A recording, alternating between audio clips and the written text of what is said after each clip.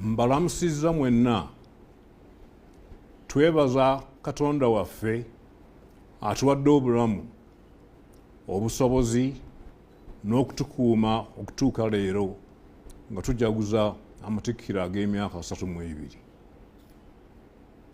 Tusiima n'okwenyumiriza ennyo mu bantu ba Buganda abali mu byalo, abali mu bibuga, amasaza era n'abo abali ebweru wa Buganda ne Uganda.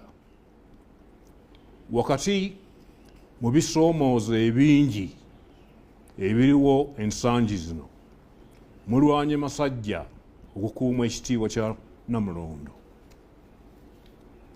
Tubeebaza bulijjo olw'okubeera abavumu n'okulemera ku nsonga ezikwata ku Bwakabaka bwaffe.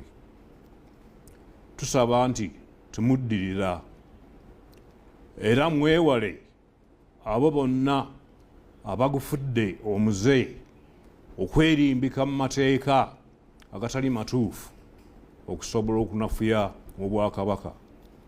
Kino tukirabye emirundi mingi. Abakulembeze mu Buganda ku mitendera gyonna tubeebaza.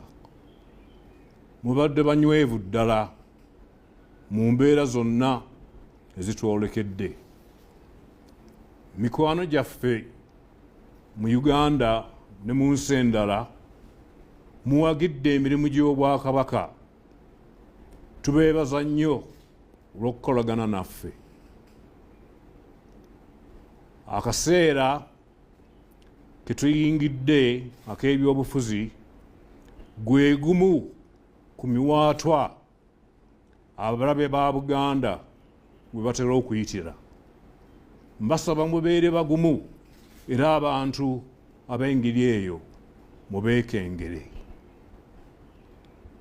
Tusaba nga bulijjo munyiikire okwekolera nga mmwe mwennyini okusinga okukaabirira n'okulindirira ababa bajja ku mulamwa nga babawa obunyeebwa. Mbasaba Katonda abakuume.